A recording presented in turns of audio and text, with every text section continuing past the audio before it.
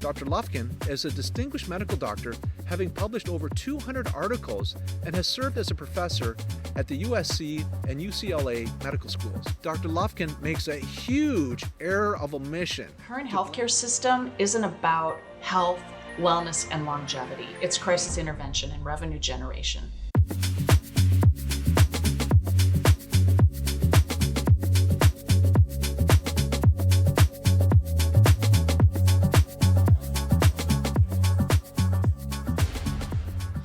Hi, we're back up in Canada, and I stumbled across an interview of Dr. Robert Lufkin with Jan Jajeliak, a senior editor with Epoch Times, and I just had to put together a response video.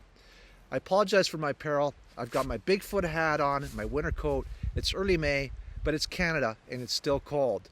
I've been coming up here for over 50 years and I've yet to see Bigfoot, but one can only hope.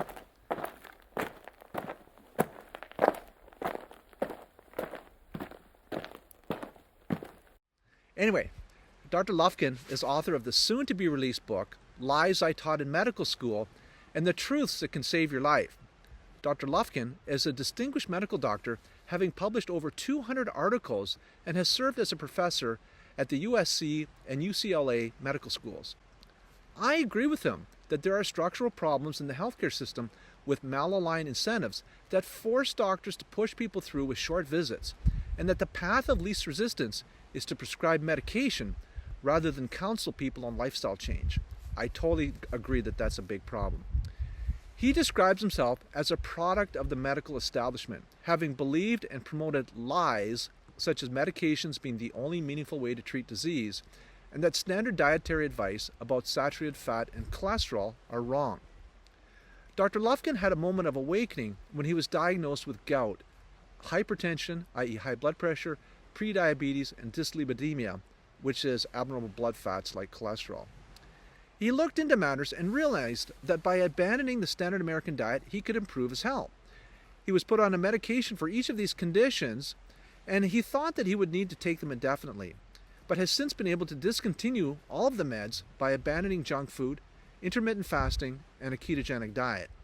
I agree that these strategies could produce a net health improvement because the standard American diet is just so unhealthy.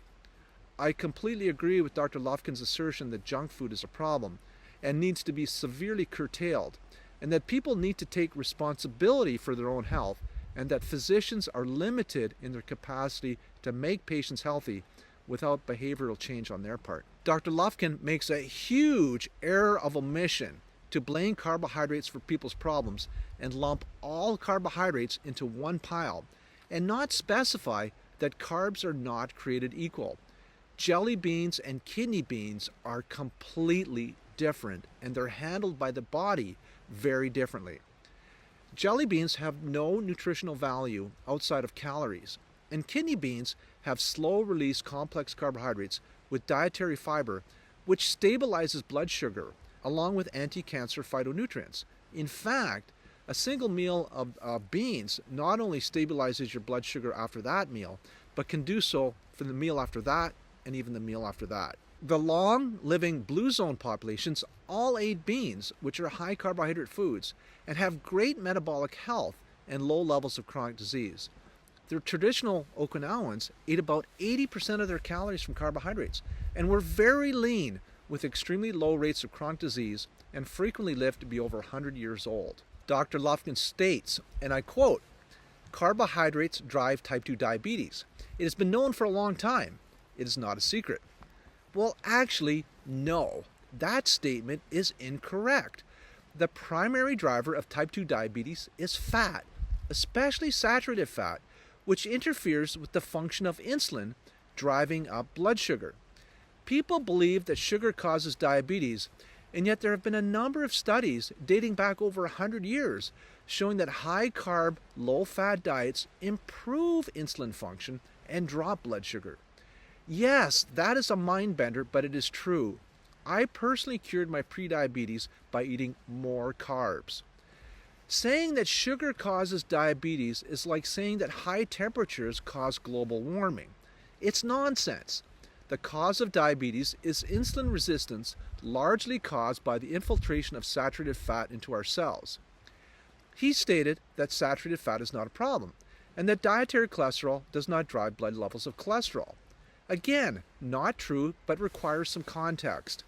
If you design an experiment where people increase their intake of high cholesterol food, such as eggs, and measure their cholesterol, you will likely not see an increase in their serum cholesterol. Why is that? The reason is that most people are already consuming too much cholesterol. And if you were to add in, say, 3 extra eggs per day, there would be little or no increase in their blood levels. But if you take someone like me, who consumes no animal products and hence no cholesterol, which only comes from animal foods, my cholesterol will definitely rise, raising my risk of heart disease. As the consumption of cholesterol goes up from 0 to higher levels, serum cholesterol will rise commensurately, and then the effect will flatten off.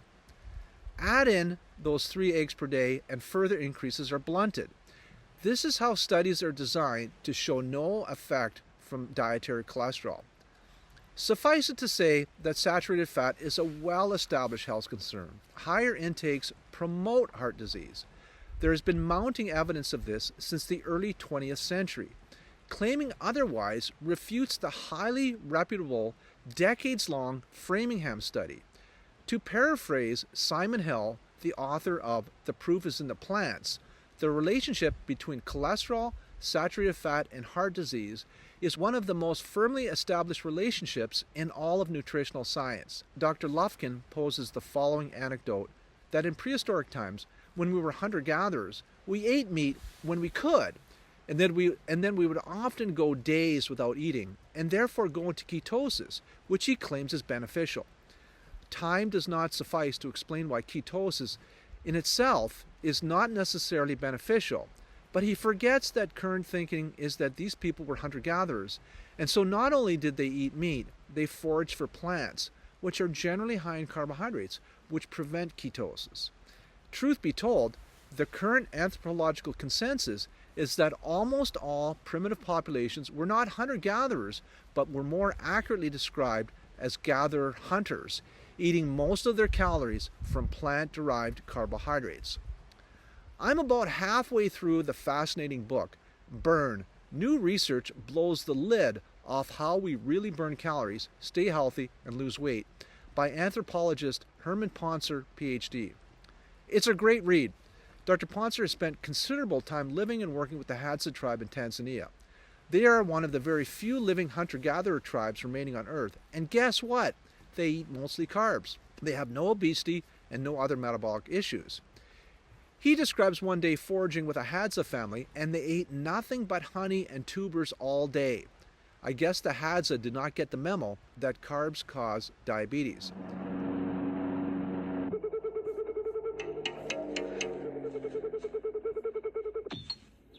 One day, something fell from the sky.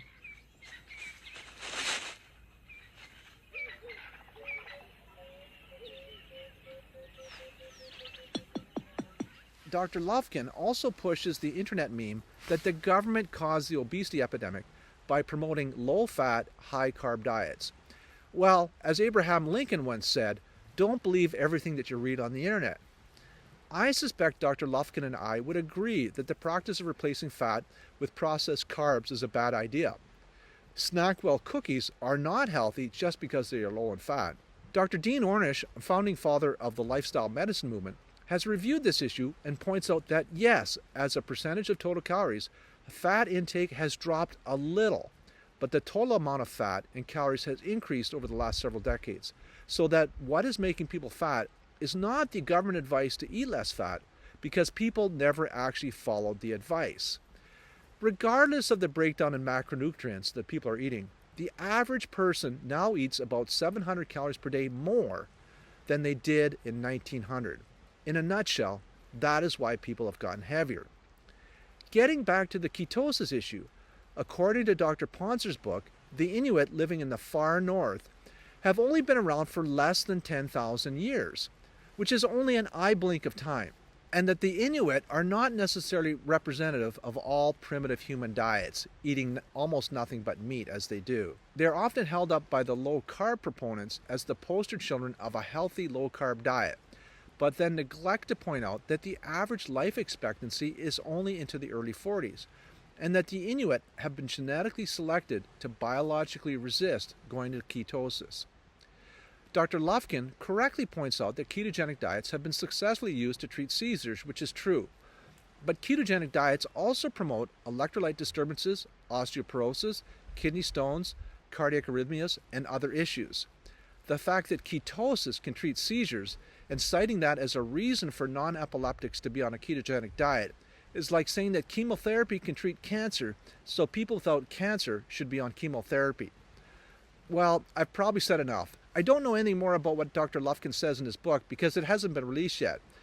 Dr. Lufkin seems like a really nice guy, and I admire his efforts to deal with the root causes of disease and empower patients to take charge of their own health, but we don't seem to agree on all aspects of how to do so. And before I forget, please like and subscribe, post your comments below, and thanks for watching. Hey, buddy. Hey, buddy.